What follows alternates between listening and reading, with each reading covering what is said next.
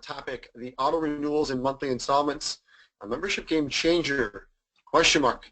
I hope everyone's doing fantastic today on Thursday, so it's not hump day this week that we're throwing our webinar on. I'm actually still in DC following up the ASAE Tech Conference, so I'm calling you from the Capitol. So let me make sure as we're getting started here, people are still filing in, but let's do the regular audio check. Can everybody hear me, and can everybody see my screen? Go ahead and type into the questions. Just give me a couple of Ys if you can. If you can't, then I'm going to guess that you're not going to put anything in there. All right. Amanda, Scott, hey Scott, what's going on? Patrick, my man, Jennifer, Jackie, all right, John, cool. All right, so we got a bunch of people here. All right, so we're going to go ahead and jump into this. We got a ton of meat to go over today, which is great. So this is one of the topics that you actually can find a lot of information on. Usually, we're covering topics that just don't have a lot of stuff out there. I asked at the ASA Tech as we had a booth here, and I got to meet a lot of the IT directors that you guys work with in the CRP world. And we asked them a question, and it was kind of interesting, and I wanted to share with you. And we asked everybody, and our booth just says "Got Chapters," right? And all the branding, everything's taken off. It says "Got Chapters." So we had all these IT directors walking up saying, "I have chapters. How do you help?" And I asked them all a question: how many sessions at ASA Tech did they attend, or did they find that were related specifically to chapters? And across the board, every answer was 0. So that was just really interesting to me, and as we're continuing to build out this education, please give us feedback on the stuff that we can even build for the other departments in your senior or in your HQ office.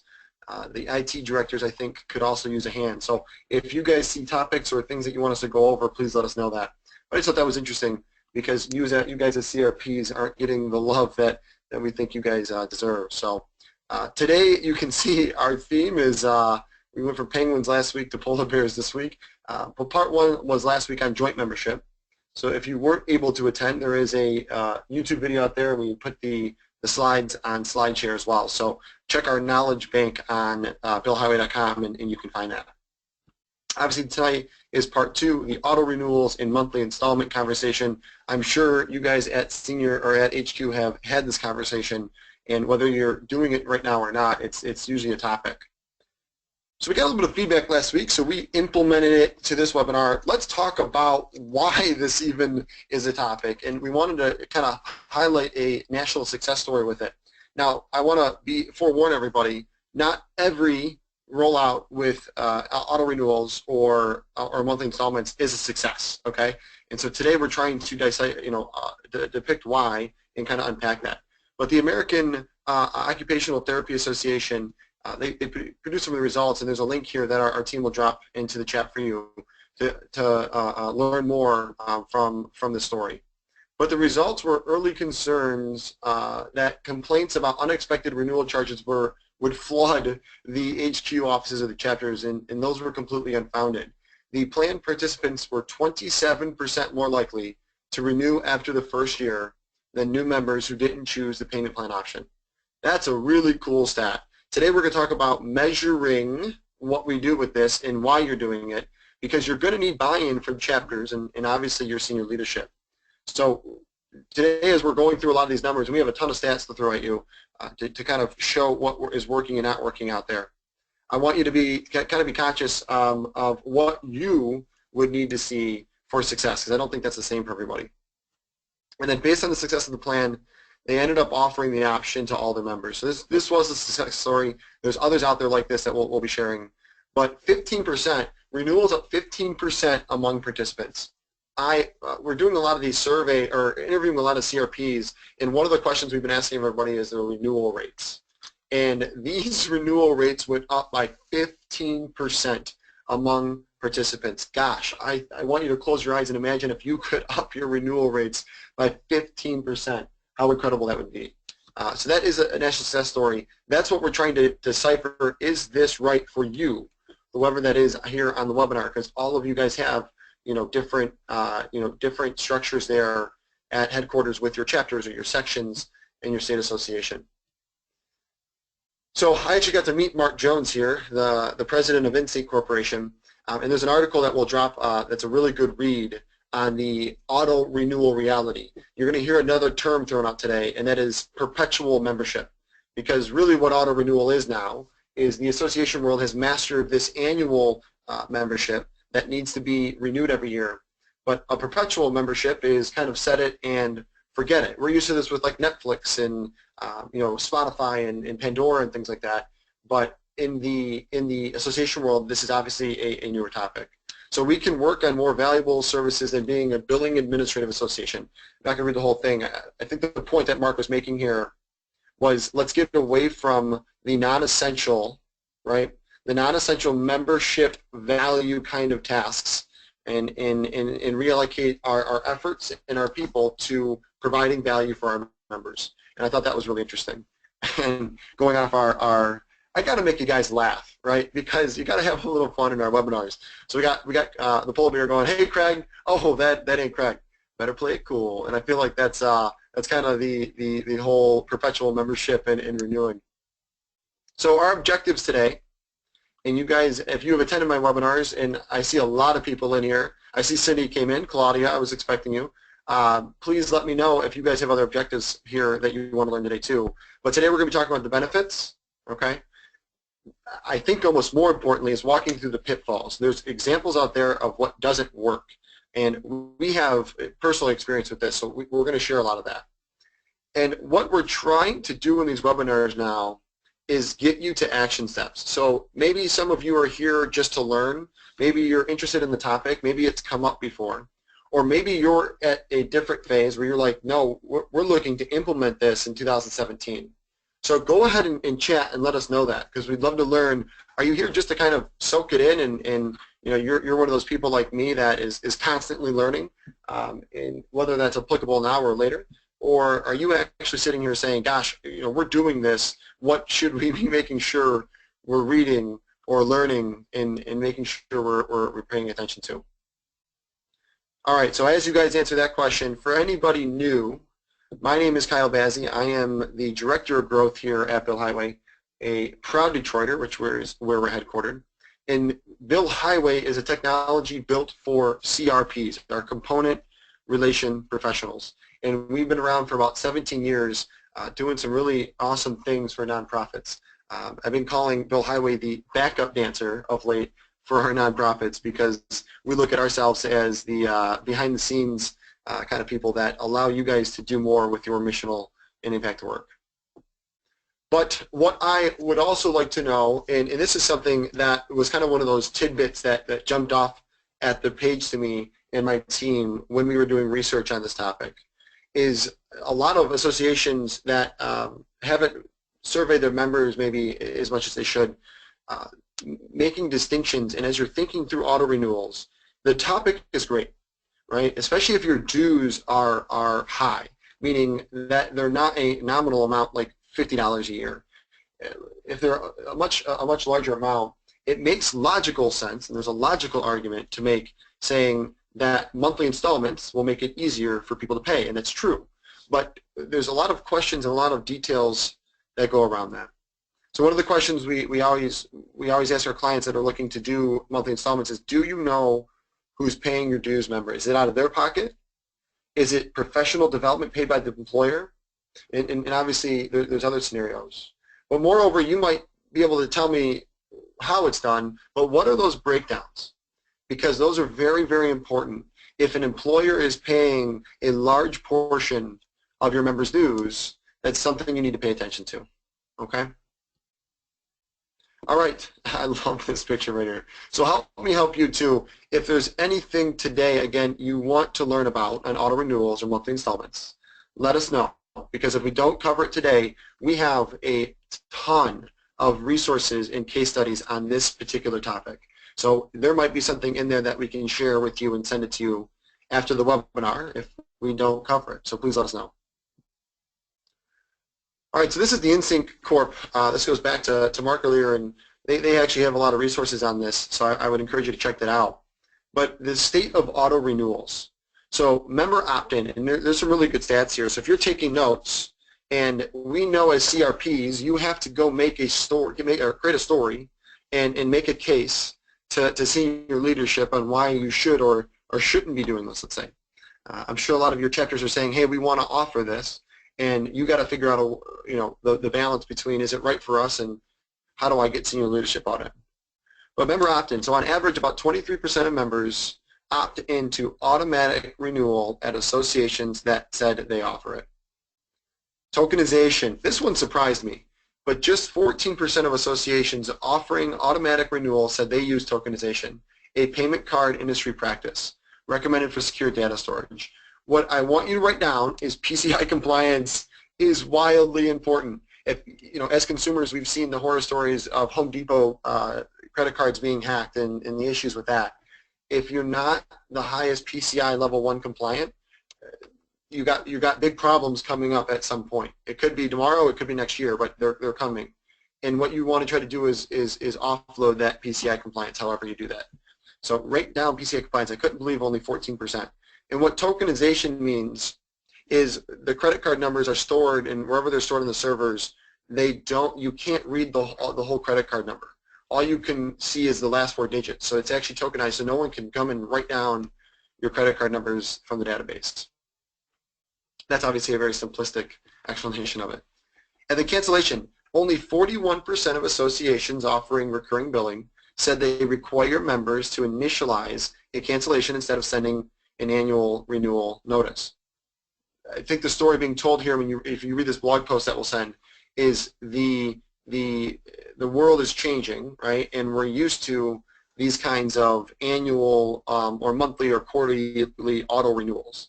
Even Amazon, who has millions and millions of members on their Amazon Prime, that's just an annual renewal, so you don't have to think about it.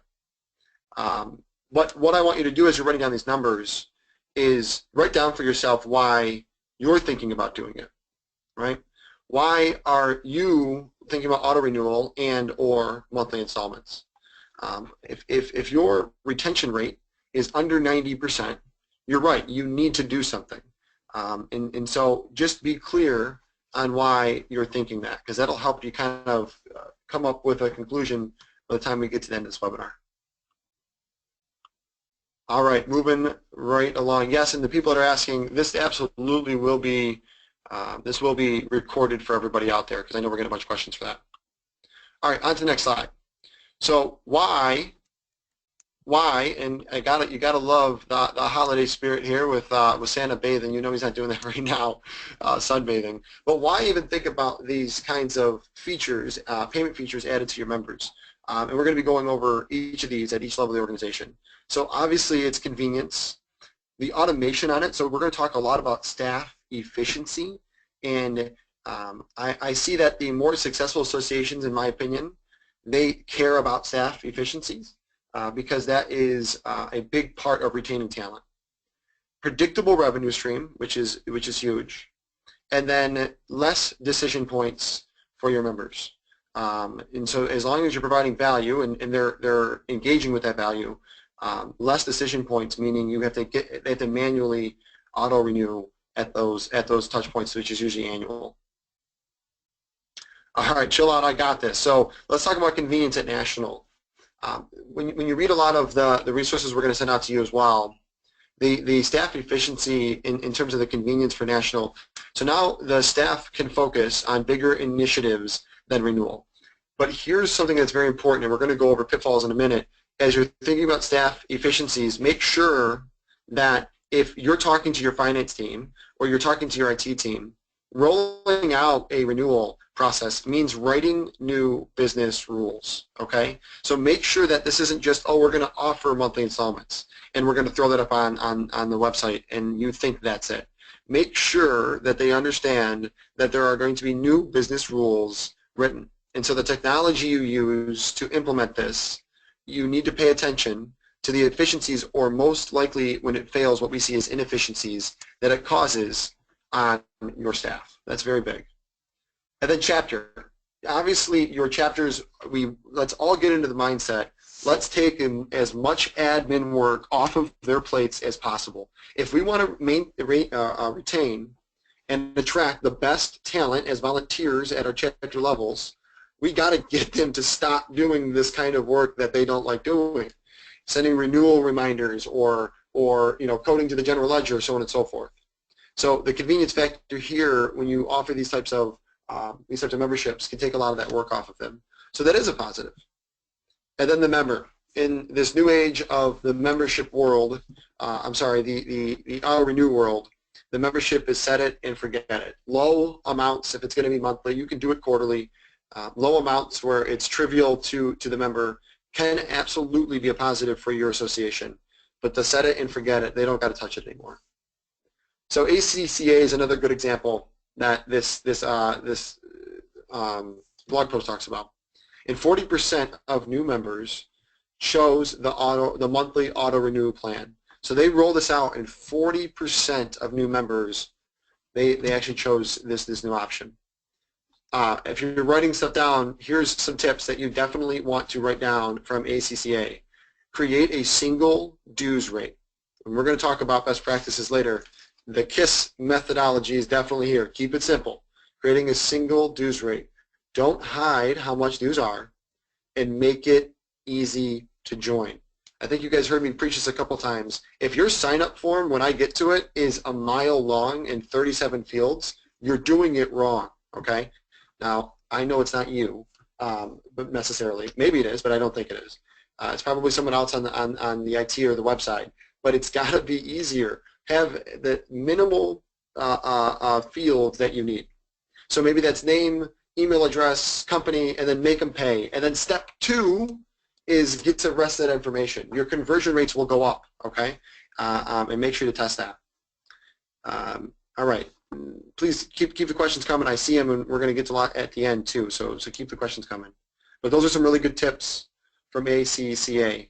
I want to make sure you guys have a chance to write those down. All right. So we talked about convenience, but there's the automation factor in this as well. With national members are part of it until they're not. And that's what the idea of a perpetual membership is. I sign up and I can cancel when I want to cancel. Or maybe you offer monthly installments and they can only cancel once a year. There's different ways of setting it up. But the idea of what you're getting your members into are a perpetual membership. Now, I interviewed some people about the program they rolled out with the auto renewal and the monthly installments. And I asked, and this was a case where it failed pretty miserably. And I asked some questions around why. And for the national, here's the thing I want you to write down. First off, make sure you do a financial assessment, okay? If you're saying that we want this to improve retention, then find out how much does it got to improve it by for it to be worth it. Because obviously there can be costs around the technology and the operational side inside national. So make sure you understand what a significant change would mean for the organization. All right, so that financial assessment. And also realize something else, that if you are an association that is still heavily rooted in the value of sharing information, that can cause issues with the monthly installment, okay? Because people will start the monthly installment and then want to cancel once they feel like they got the value. So you got to make sure that first and foremost, this is just making it easier to sign up. This is not replacing or helping your association if you're not providing the right value first, okay? So you can be honest with yourself. You don't got to tell me. Do you need to create more value for your members? This topic is irrelevant if you don't feel the members are getting the value that they need. Now, how do you know that? You ask them, and you survey them, and you talk to them, not in marketing speak, but you say, hey, do you feel like you're getting enough value? And then you take their answers and you match it up with the real data, because what they say is one thing, what they spend money on is the truth, okay? So a couple of those things that you want to make sure you're looking at. From the chapter side, again, this kind of goes along a little bit with convenience, but the automating the work for them is so important. So the less legwork that they have to do as volunteers will increase the amount of time that they can give to those touch points, those engagements, those networking events that are the reason that your members are a part of the association. Now, obviously, that's different for association to association. And then the members. Gosh, if your members are having to print off and fill out these huge forms and things like that, someone said to me, well, I have an older demographic, so they're not going to do this.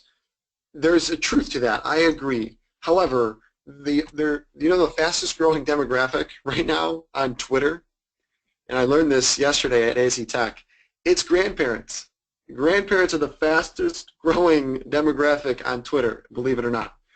So the world's changing, and a lot of them, I mean, I look at even my parents they automate all of their payments now. We just got my dad Apple TV for his birthday on Monday, and he's 59, and he's so excited because he can get rid of cable and have a monthly membership to this thing and sign up for Prime. So it is changing, and you just got to figure out by surveying your members if that's something they would prefer to sign up on.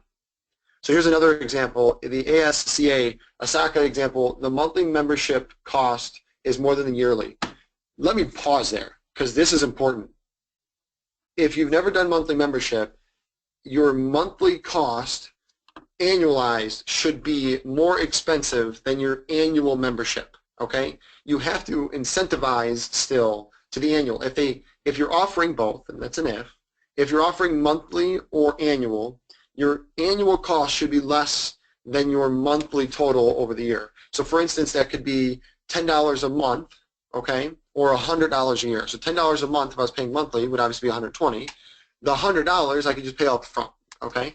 So you want to build that tiered leveling in. I've seen examples that they haven't done it that way, and there's issues with it, and you're not incentivizing correctly, okay? And that extra cost covers the additional administrative work that is going to now exist at your staff.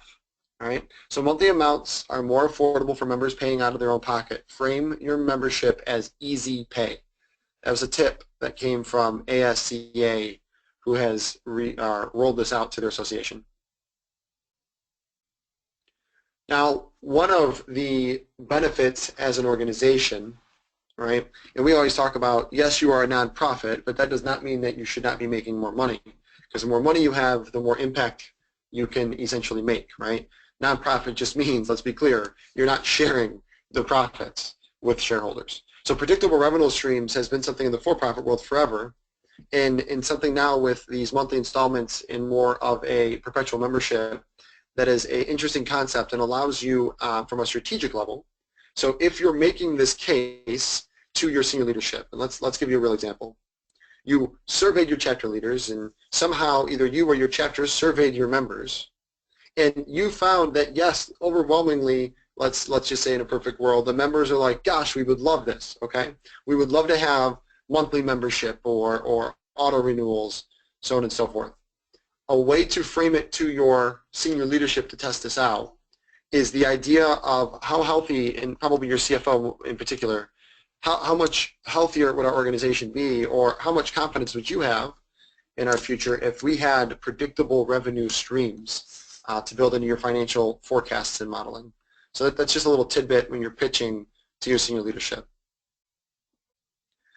The other benefit to national, and it depends on how you roll this out, but if you have these monthly renewals and you're helping roll the technology out to your chapters, which I would encourage, you now have shared information in real time. A month ago or 2 months ago, we ran a series around chapter dashboards, and data was obviously a big topic.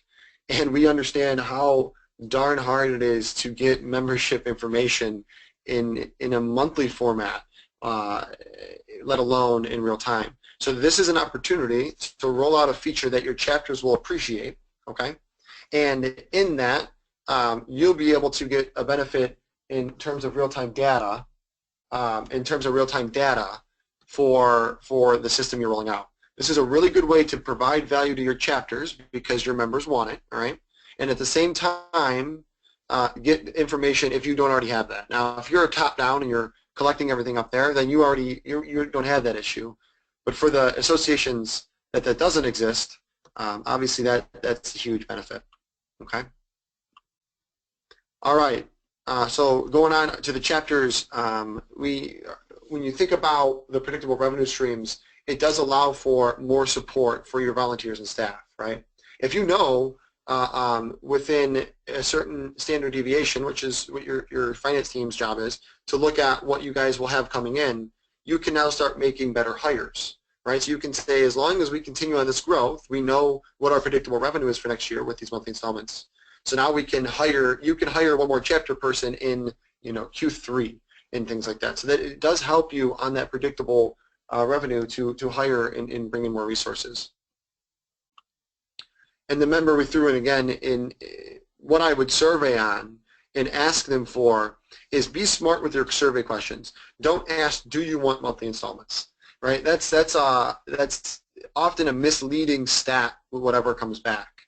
But if you ask questions around then thinking through, has someone not signed up, or are they thinking about not renewing because they can't afford the $400 all up front? And if they could break that into monthly installments, would they be willing to pay more, a little bit more, like $420 over the year, if they could pay it monthly to not have it hit their bank account so big? Okay, so that's something when you're surveying, make sure to pay attention to. Another, again, we have a lot of really great research on this topic. 44% of associations offering multi-year renewal options saw an increase in renewal rates. Oh gosh, tickle, tickle, tickle. So let me stop because we got a bunch of questions coming in that actually are relevant to what we're going on right now. And so I want to answer a couple of those real quick. So Scott asked, what would be the tipping point to start offering monthly, quarterly, semi-annual installments versus an annual payment? Scott, it's a great question.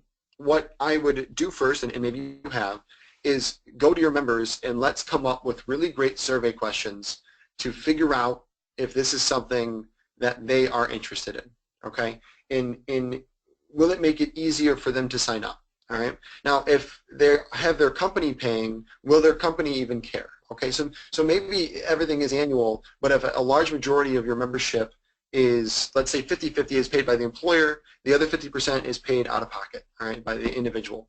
So what I would find out is I would look at the retention rates of both groups and try to figure out, okay, if the retention rates are really a lot lower on the professional side because it's coming out of their own pocket, if we survey these members, would they be more inclined to stay signed up if they could break it into chunks? So you gotta kind of look at that data if you have it, and start.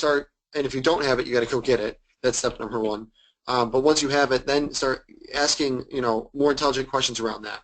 And then I prefer, and I'm a face-to-face kind of person. I love talking to you on the phone rather than just emailing. So I like to get the survey, get a baseline of an idea or hypothesis, and then start interviewing my members and start learning about why they would do X, Y, Z to see, did they just answer that question yes because it sounds better, or can we really dig in to really get a good, deep understanding of why they would want to do that? So the tipping point to me would be in the data. And what I would think about when you do this is start crafting a way to start small. We're going to talk about that later again too. But you don't want to bite off a huge project, right, and have it fall flat on its face. We've watched a couple of associations do that with the auto-renewals and the monthly installments, and it was a disaster. And in my opinion, it actually was the correct move for the members, but the way they rolled it out, it was just a complete disaster for the organization. And so the executive director or CEO just said, I don't even want to talk about it anymore. It's not even a topic of conversation. And again, that's just, it wasn't what was best for the members.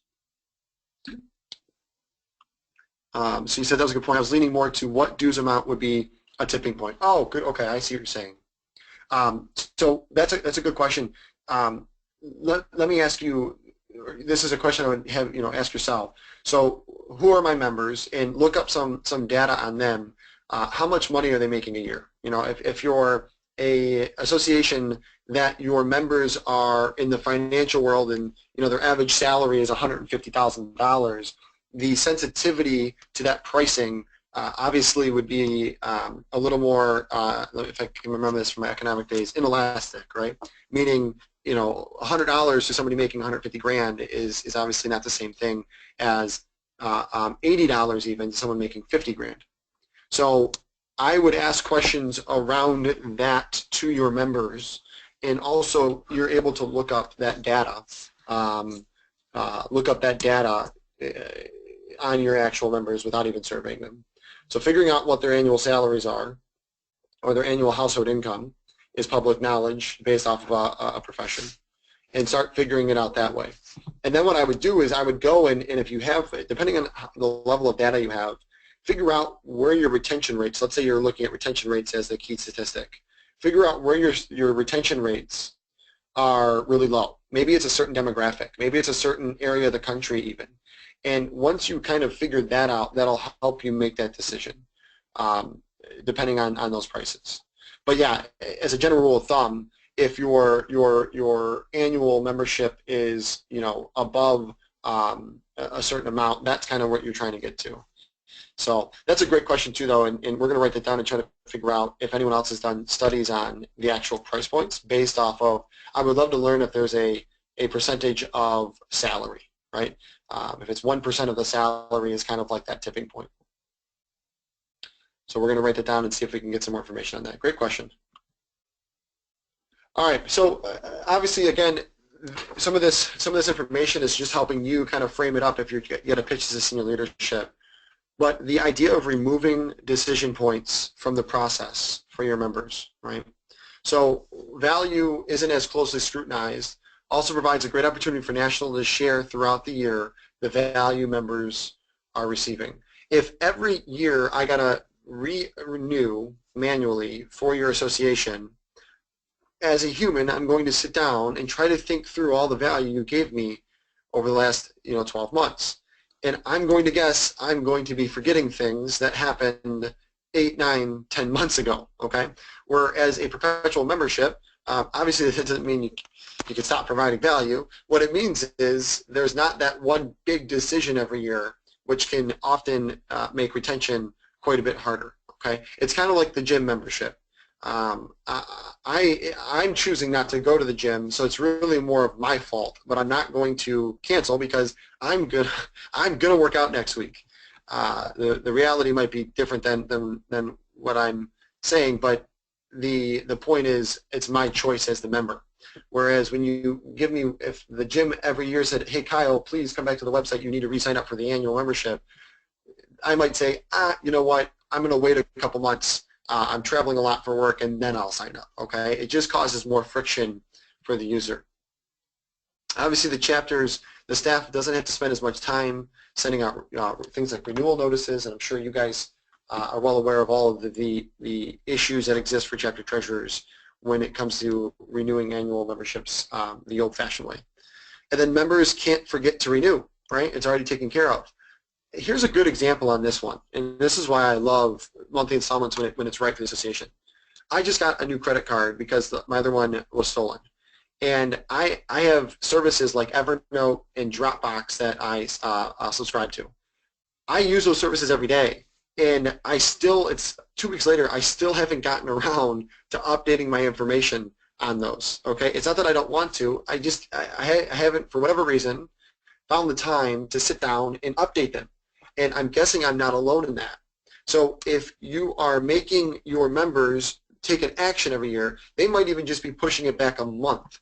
And that's causing a lot of headaches for you because now you have to put a process in place to go back and get them into the membership again. Okay? So when you're thinking about it and pitching it to senior leadership, that's something when you test this out, you want to see if that holds true. Okay. All right, so here's some considerations, and again, if you're taking notes, this is an important slide. I want you to think about implementation, all right?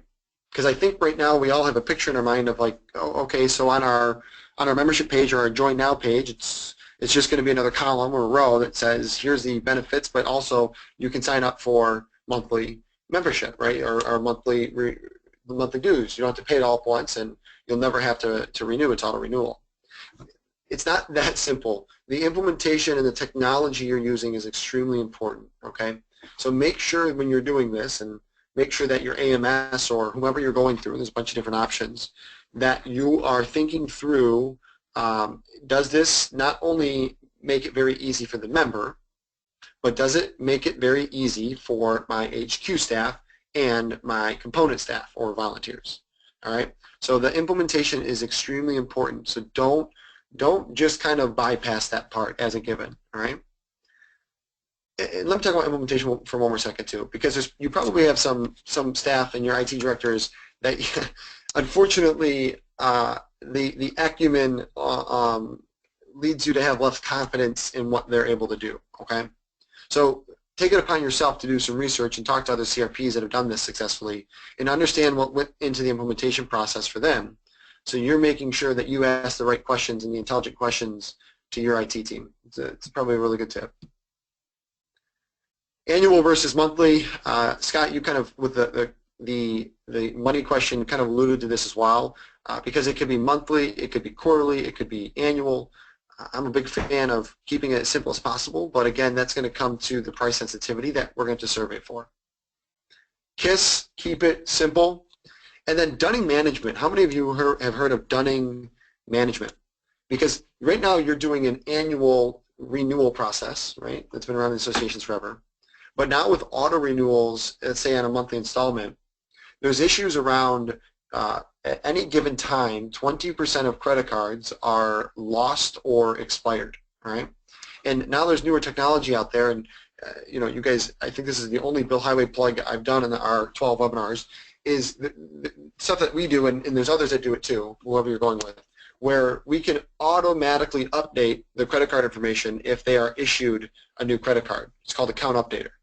All right, but in addition to that, you got to make sure you have dunning management, which is a series of emails going out, or how are you reaching back out to these people to get the new credit card information from them. All right, so dunning management is an important topic when it comes to monthly installments, especially.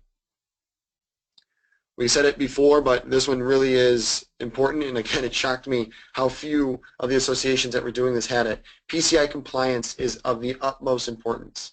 Do not let people take credit cards over the phone and writing them down on pieces of paper.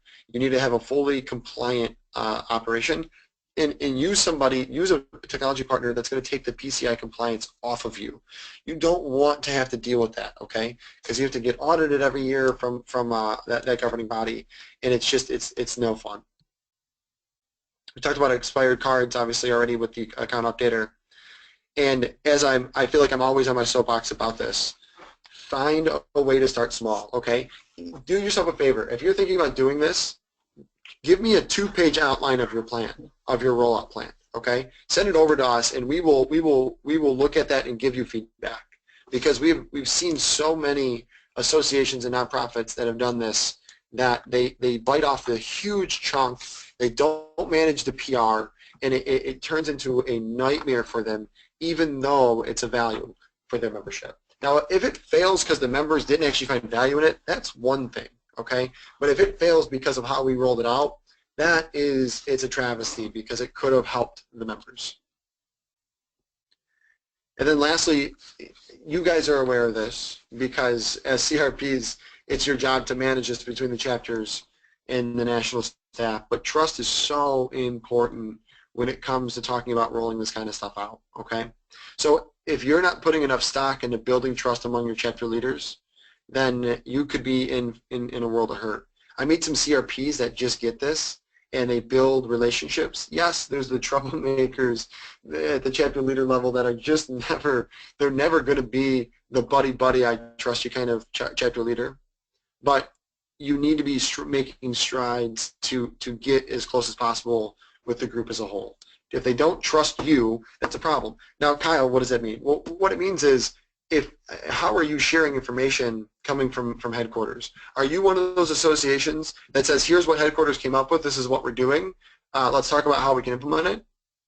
Then you're not building trust. Or are you bringing them in on the decision-making process to get feedback? Now, I'm not talking about making it a democracy per se, okay? But are you bringing them in, even if you don't have to help build trust throughout the process and get their feedback?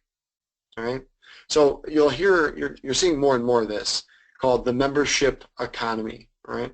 But because there's no obvious spot to reconsider the membership, especially in cases of automated payments, when members reach the point where they are unhappy enough to cancel, they are usually genuinely unhappy. That, to me, is the key point. All right, is if I'm on auto renew, I'll cancel for one of two reasons in my mind, higher level. One is I can't afford it anymore, and two is I'm just not getting the value out of the membership for the money I'm paying. All right, but if you have this touch point every year where you're making the decision to come back, then I might make that decision just because I don't feel like renewing right now. Okay, and I might forget to renew for many months. So tips, and we talked about this, find a company that offers automatic credit card account updater technology. Survey exiting members. Oh, that's such a good one. How many of you have surveyed exiting members to better understand their frustrations and improve processes? Scott, you want to find out if money's the problem? Whoever just left your association as a member, survey them. Ask them the question. Since they're leaving, they'll tell you the truth, right? You get more truth from those people. And give them a $10 gift card or however is going to incentivize them to get that survey. And if they're willing to talk to you, call them and say, hey, what is it? You know what I mean? Is it the money problem? Is it, try to figure out the different reasons they're not getting that value, or the perceived value is not enough to pay for the amount you're asking. And then as you guys are getting into this, let's say you are looking to test this. Define your goal. Okay, the things that can be measured. I love this little image, and all those other things. Let's concentrate on the things that can be measured, because most of it can. But define your goal, and that goal I'm not saying necessarily is coming from you as a CRP, but it's defining the goal so we can share that to the chapter leaders and get that senior leadership buy-in. All right. A few of the areas that we would recommend looking at is retention. Okay. Remember we talked about that in a couple webinars ago.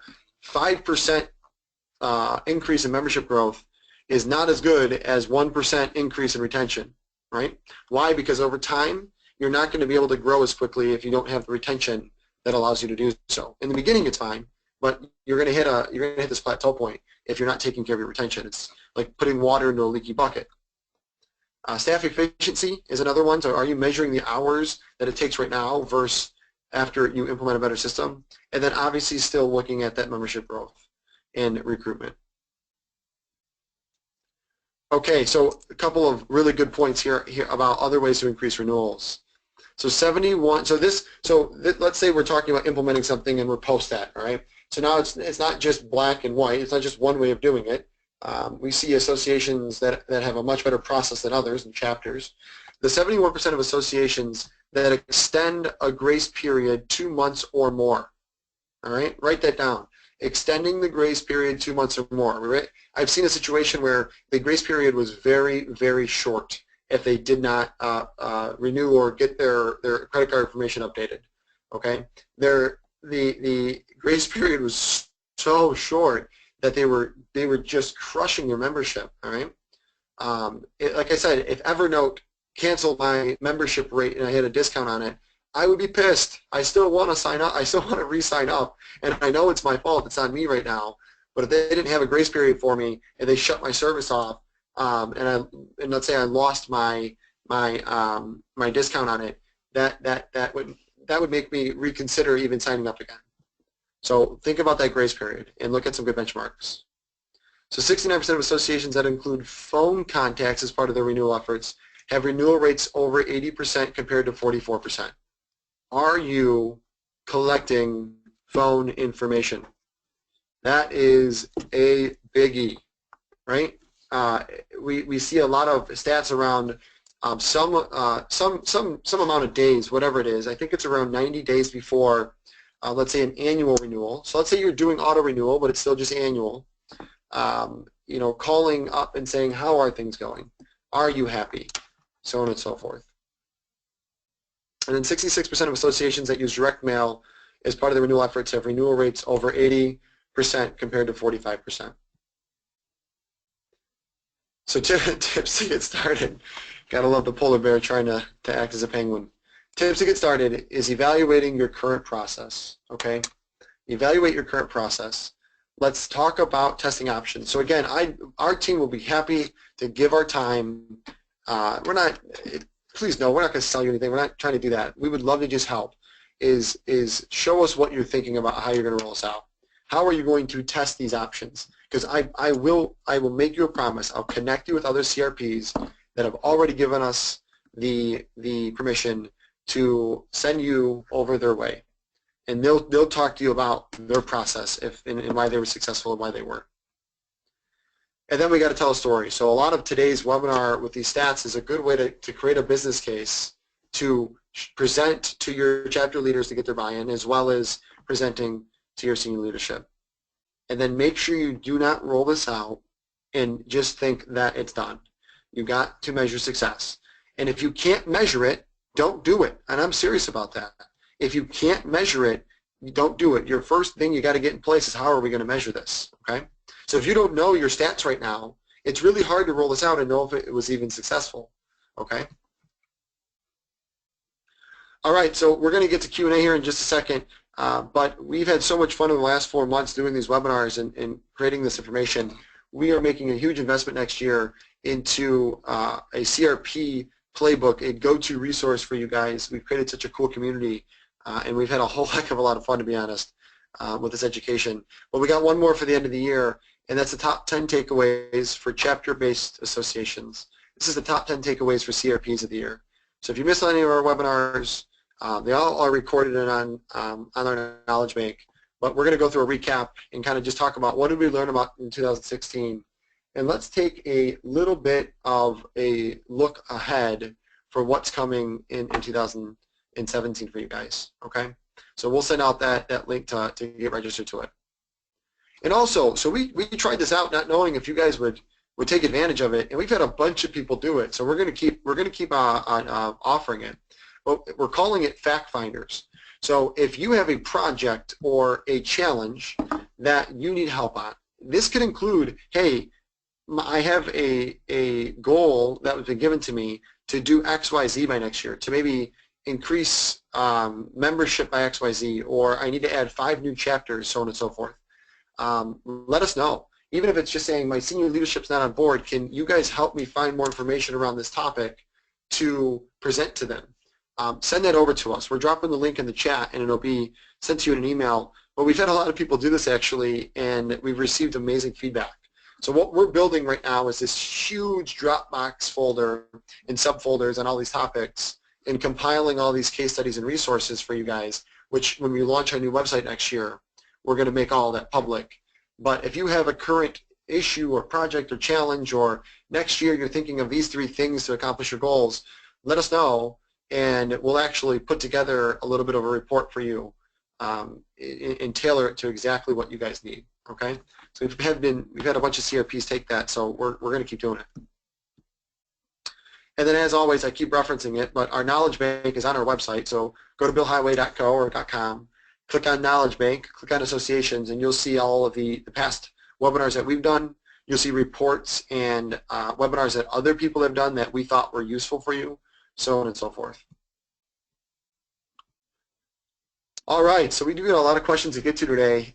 If that is it for you, thanks for joining. But we're gonna keep rocking as long as you guys have some questions. All right, so Melody. All right, so welcome. I have not seen your name before, so glad you joined. Have you dealt with associations that have 2 items their members must renew? For example, we have membership and we also have certify. So we have certification that must be maintained and renewed. The ability to align the 2 dates is something we have discussed with many vendors and associations going through the same issue and have not yet found a feasible and affordable solution. So in your opinion or experience, do you think creating an auto-renew for membership but not making auto-renew an option for certification would lead confusion to the members? So I actually have seen this once, not too often, but that'll be something that I'm going to actually take the liberty of saying this is a fact-finding one that we're going to do. So my marketing team who's listening right now, please put this on our list for the fact-finding, because I'm going to find you more resources. The one that I did see did have confusion around the difference between certifying or maintaining their certification and maintaining their membership. They kind of lumped it all into one. So there were cases of confusion on that. So what I'm going to do is get back in contact with that person to see if they have some more hard data on it, or would be offering up an opinion that we can share with you as well. Okay, So we will definitely go to fact-finding on that. But as a generality, we have seen in that one example some issues with them. You're very welcome. So Melody, if you're okay with it, we'll shoot you an email and just let you know that next week we'll go to work to uncover some more information on that from other CRPs. All right, Scott, how do you deal with the lack of unified dues, i.e. each chapter charges a different amount? Oh, man. This is a fantastic question.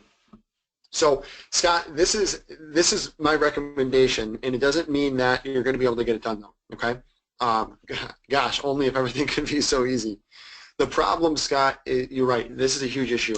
So what we have seen work really, really well is putting a case study together to show why if you were to offer, let's say, a monthly installment, and if you were to offer let's say, a joint membership, and we talked about this last week, and Scott, remind me, do you guys have joint membership between the national and chapter? Because what you can do is create a joint membership that is a unified amount across all of your chapters.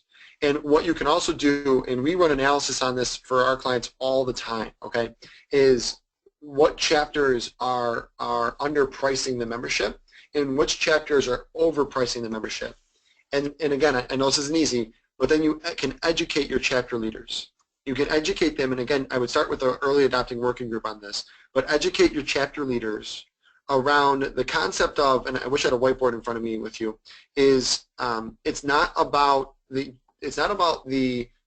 getting the most members necessarily if we're talking about maximizing revenue.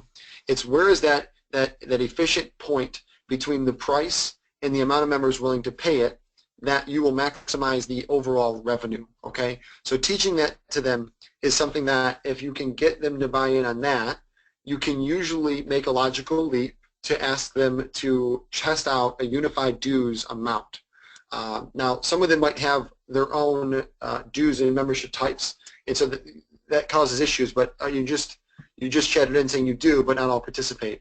And so what you can do is actually use that as your all-access membership or your joint membership and keep that the same, so that way members can sign up for the same amount no matter where they're at for those chapters. And so we've seen this work really well, actually, and Scott, I'll make an introduction to you to somebody that has successfully implemented this and actually has hard data to back it up. So how they rolled that out was extremely important, obviously, and the support that they provided to the chapters allowed them to get the buy-in they needed in the pull-through from the membership. All right, Leslie, I would also love more information on aligning PDU renewal and membership renewal. Okay, that's great. So my marketing team will see that, Leslie, and we'll actually pass it along for you. All right, Patrick, so when dues are increased after they haven't been increased for many years, offering a payment plan or easy pay is a good way to overcome the complaint of increased dues. So Patrick is a person that has allowed me to make some introductions. Patrick has released an all-access membership for his organization last year. I think it was about 12, 13 months ago. But when you increase, so this is a really good point, when you increase the dues amount, or if you are increasing dues amount, offering a monthly plan at that point can be a really good way to overcome those complaints, if that makes sense. That's a really good tidbit from somebody that knows what they're doing. Thank you, Patrick. That's awesome, man. All right, making sure I got to all of these. So, Claudia, we struggle with getting our members to fill out their profile. So the response in-house has been to require more info in order to join. Suggestions to get folks to fill out their profiles. So, Claudia, this is the example I was talking about earlier. I mean, in the for-profit world, this is what you see so much of, is a multi-step process online. And the reason that is because psychologically, if you get me to commit something and press submit, and then there's another step, I'm willing to do it. Whereas if I see your membership form, I got to scroll down to see all of it. What happens, like in my mind, is I'm going to go, shoot, I got 10 minutes before my next meeting. You know what? I'm going to save that in a tab and I'll do it later. Okay? Whereas if you get me to fill out the first step and I'm like, oh, now I'm already committed, especially if I gave you my financial information, I'm going to fill out the rest of the information you need. So think about the minimal viable information, so to speak, that you need from your members: name, email address, and company, let's say, and then have them pay. That's step one. And then step two can be everything else that you need so you can get a fuller profile on your members. Right? So that's something that you can go back to your team with and saying, okay, if you want them to do this, here's an option that we need to execute on, and let's test it. If you have the ability, and I hope you do, A/B test the two of them. So on new membership, put the one long form, and then in the other one, do the multi-step process, and then gather enough data on those to see which one worked better. But that would be that's the best advice and the best way I've seen it out there for people that are joining that need to require a lot of information.